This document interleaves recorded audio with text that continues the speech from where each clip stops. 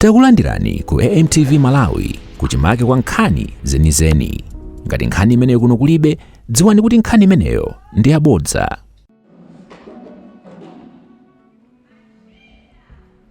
Your Excellency, Madam Chakwera, First Lady of the Republic of Malawi,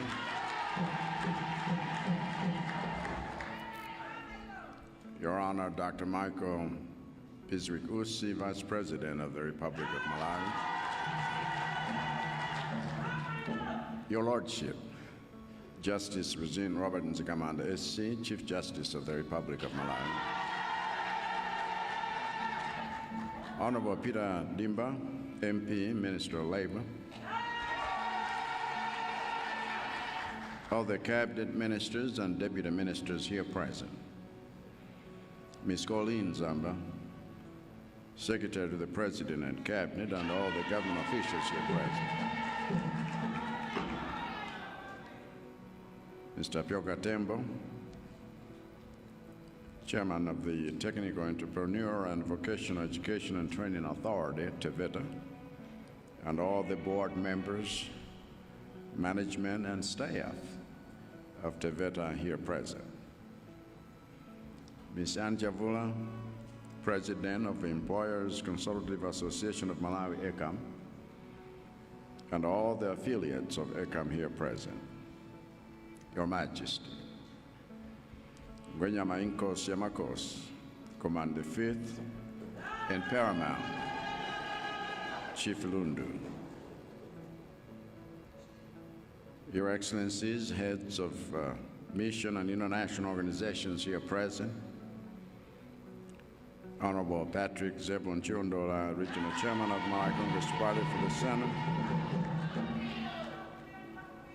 Honorable Alfred Gia, Member of Parliament for Lilongwe City Center, and all members of Parliament here present. All the traditional leaders here present, Pastor Charles Gwengwe, officiating clergy, and all the religious leaders here present, distinguished invited guests,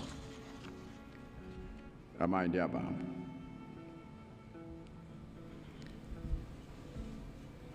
Kugwira ntchito ni mdalitso. Ena afe izi nzomwe makolo athu ankatiphunzitsa kuyambira tili vana. Amatiphunzitsa kuti ukagwira ntchito yotunga madzi,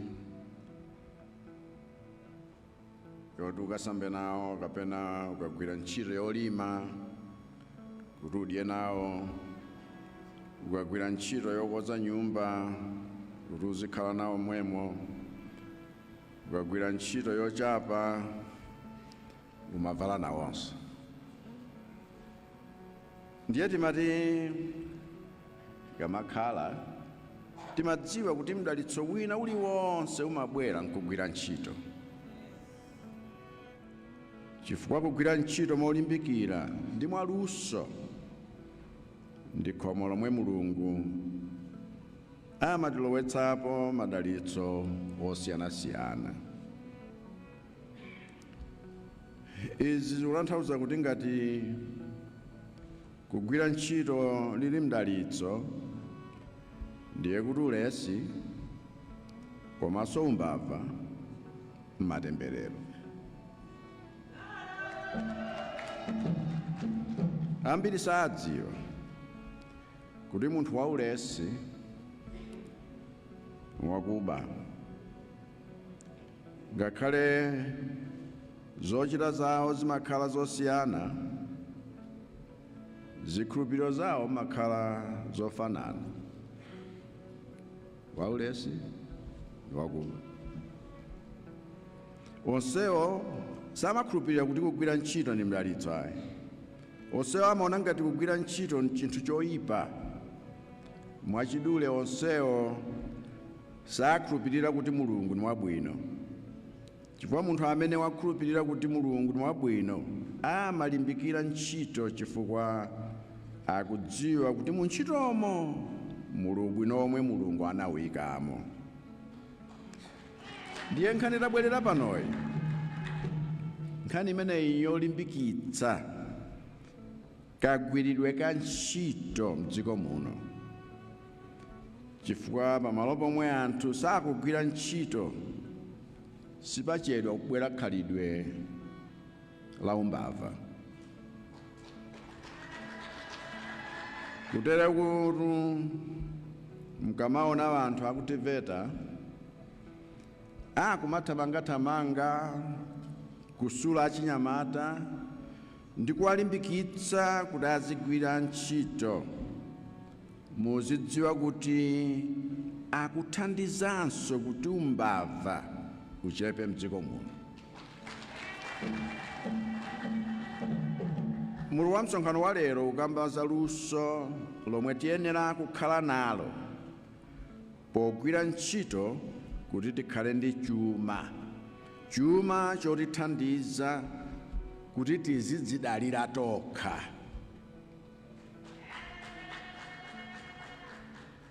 Ndiye masomphenya athu ameneyo. Tsono inu aku Tevet musasiye kutilimbikitsira achinyamata wathu kuti azigwira ntchito molimbika. Umisiri umeneyo ngofunika. Azathu amatama fundi ku East Africa, chifukwa zinthu zonse sizingatheke popanda mmisiri amene akuthandizira. Tikuyenera kuonetsetsa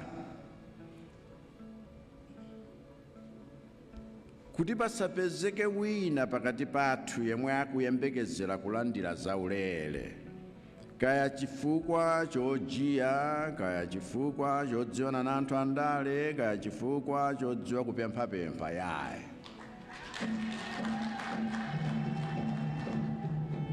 Dzuloli aphungu a nyumba ya malamulo akhazikitsa bajeti ya 8 trillion kwacha.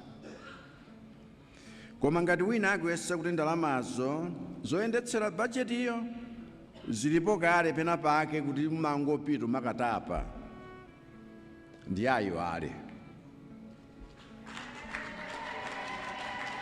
Ndalama zoyendetsera mapulogalamu onse aboma zimachokera ku misonkho ya zika zomwe zikugwira ntchito, ni ndalama za Malawi. Ndiye ngati sitigwira ntchito molimbika, bajeti imeneyo ithera papepala.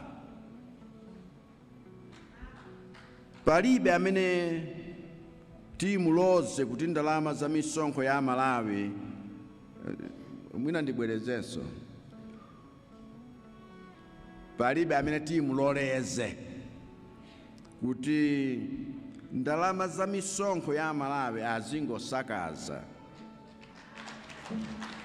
chifukwa wopereka misonkho cholinga chawo nchoti ndalama zawo timangire misewu, masukulu, mabiriji, zipatala, tigule mankhwala, mabuku, fetereza, komanso kulipira ma civil servant, apolisi, azaumoyo, asilikali, ndi ena woterera.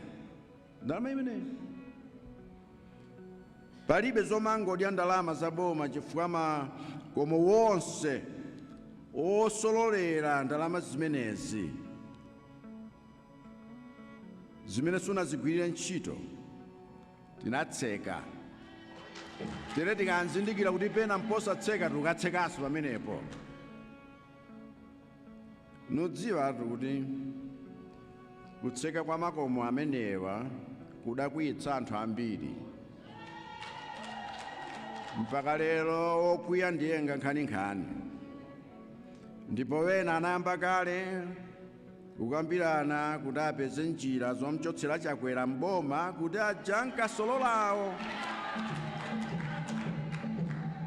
ankasolola ndalama za Malawi aja ku State House ku Reserve Bank, abwererenso mbomamo akapitirize ntchitoyo.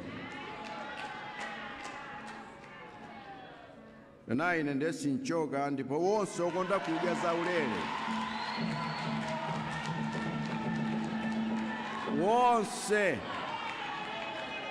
wonse okonda kudya zaulere akonzekere kupitiriza Mundimva Kuwawa Mpaka 2030.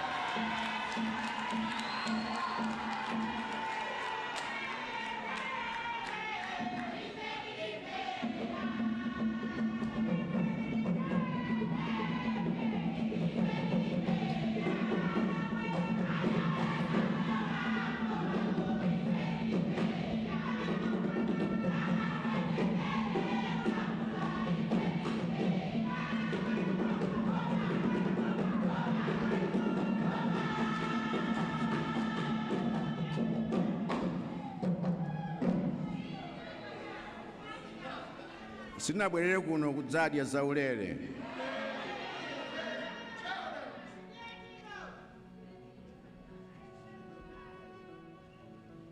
Ndipo ngati kukwiyako kukhale kukwiya kwa wenawo ngakhale kwa achibale wanga mupitirira kukwiya chifukwa zimenezo sitikuvomera. Ndalama za Malawi zigwire ntchito yotumikira Amalawi onse.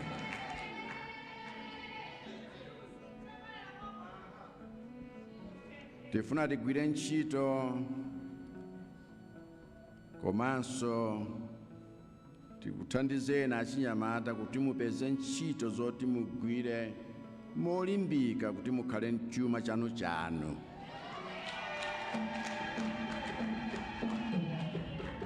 Chomwe chizikuthandizani kudzidalira nokha. Dziko silingakhale lodzidalira lokha ngati inu simkhala wodzidalira nokha. Kuyambira pa nyumba iliyonse aliyense payekha kufikira kuti tonse tikhoza kukhala mchitsimikizo kuti dziko lotukuka ndi lodzidalira limene tikukhumbali lothekadi. Koma amisiri awa asanyozedwe chifukwa ndiwo amene ali wofunikira poposa kuti timange zinthu zolimba mdziko muno. Kulimbikitsidwa ndiko tenaona wena kumabufi wena ni mango wadutsa koma wena naima pena kuona kuti koma anyamata aku Malawi muzilimo.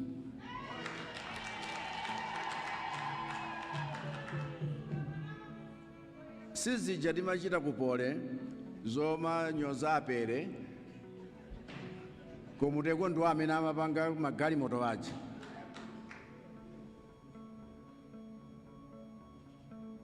Abe bana nduna komabe matera ngati wenano amakunamiza ntera wanga amachita bwino.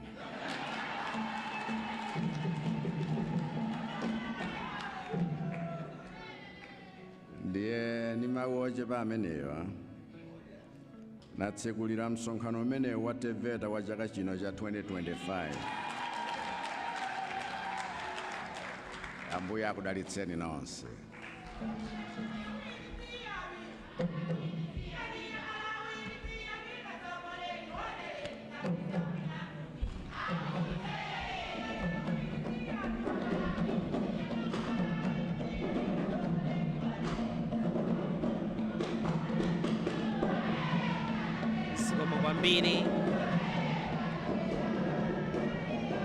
Sikomo kwambiri